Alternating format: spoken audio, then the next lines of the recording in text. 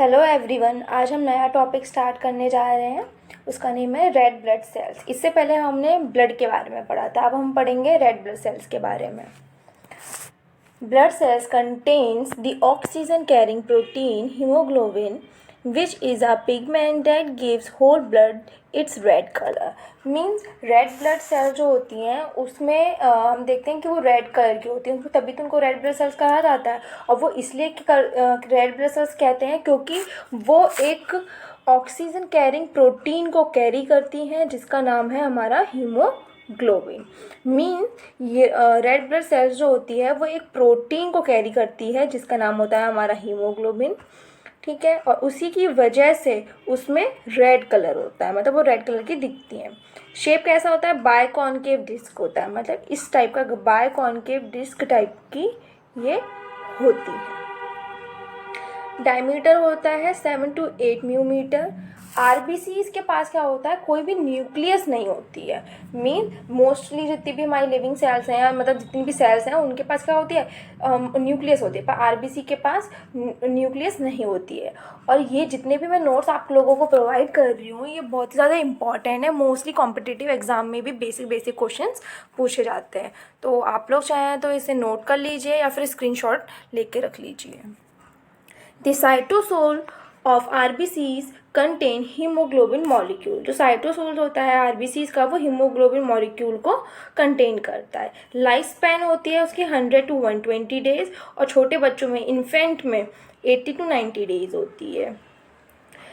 अब red blood cell जो होता है वो एटीपी को जनरेट करता है but without oxygen. Means aerobically वो क्या करता है? ऑक्सीजन को जनरेट करता है। और क्यों करता है? क्योंकि उसके पास माइटोकॉन्ड्रिया नहीं होता है। मोस्टली जो हमारी एटीपी जनरेट होती है वो हमारी सेल में माइटोकॉन्ड्रिया, मतलब एक सेल ऑर्गेनेल है उसकी वजह से, माइटोकॉन्ड्रिया की वजह से जनरेट होती है। पर हमारे आरबीसी सेल्स हैं उनके पास वो माइटोकॉन्ड्रिया है ही नहीं, इसीलिए ये विदाउट ऑक्सीजन एनरोबिकली एटीपी को क्या करता है? जनरेट करता है।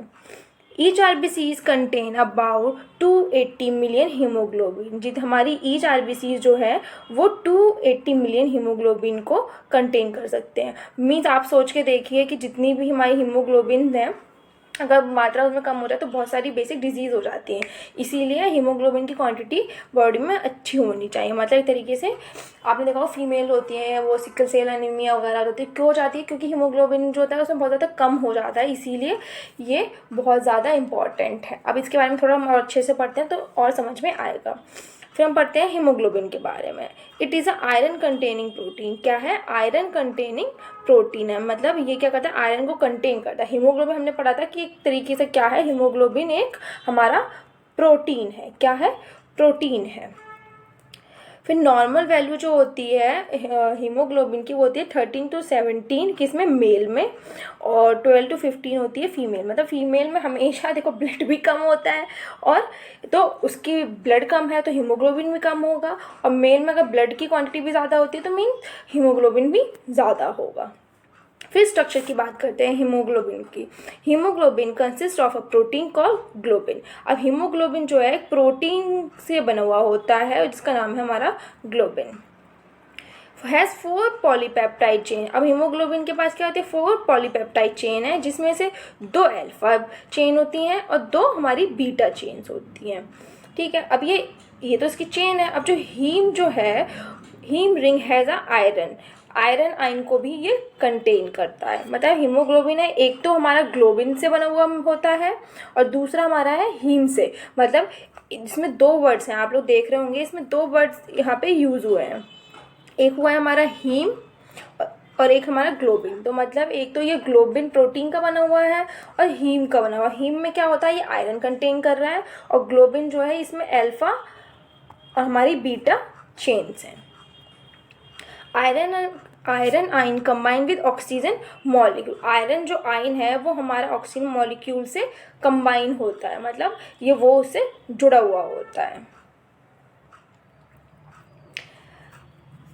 अब हम इसके बारे में थोड़ा एक फ्लो चार्ट के बेसिस पे हम पढ़ लेते हैं, समझ लेते हैं कि कैसे कैसे क्या चीज़ें हैं। अब आरबीसी जो है उनको हम एक तो अर्थ्रोसाइट्स भी बोलते हैं, ठीक। अब आरबीसी किसकी बनी हुई होती है? हीमोग्लोबिन होता है, उसमें एक प्रोटीन होता है जो कि वो उसकी बनी हुई होती है या फिर उसमें वो कंटेन है। अब हीमोग्लोबिन हमारा 4 पॉलीपेप्टाइड चेन्स का बना हुआ होता है, जिसमें से एक हमारी है अल्फ़ा और दूसरी हमारी बीटा। अब 4 हीम पिगमेंट्स होते हैं। जो हीम पिगमेंट हमने पढ़ा था जो कि आयरन को कंटेन करता है। हीम पिगमेंट क्या करता है? आयरन को कंटेन करता है, ठीक है। और ईच हीम पिगमेंट के पास क्या होती है? हमारी 4 ऑक्सीजन मॉलिक्यूल्स होते हैं, मतलब एक हीम के पास 4 हैं, ठीक है। तो 4 के पास कितनी हुई? आप उसको 4 से मल्टीप्लाई कर जाए, 4 4 जा 16, मतलब 4 हीम पिगमेंट के पास 16 ऑक्सीजन मॉलिक्यूल्स होते हैं। तो ये हमारे मोस्टली कॉम्पिटिटिव एग्जाम में भी पूछ लिया जाता है, ठीक है। तो आप इसको प्लीज़ याद रखिएगा। ये हमारे एक बेसिक जो टॉपिक है हमारा इसका, ये तो हमारा कंप्लीट हो गया। रेड ब्लड सेल्स के बारे में बेसिक डिस्क्रिप्शन मैंने आपको दे दिया है। प्लीज़ आप लोग इसको नोट कर लीजिएगा, आपके कॉम्पिटिटिव एग्ज़ाम में भी आता है। एंड कोई भी आपको नया टॉपिक पढ़ना है या कोई भी इशू है किसी भी चीज़ है, आप मुझे कमेंट में बोल सकते हैं। मैं उस पर आपको एक वीडियो बना के अपलोड कर दूँगी। या कोई भी क्वेश्चन है तो आप उस पर टैग कर सकते हैं।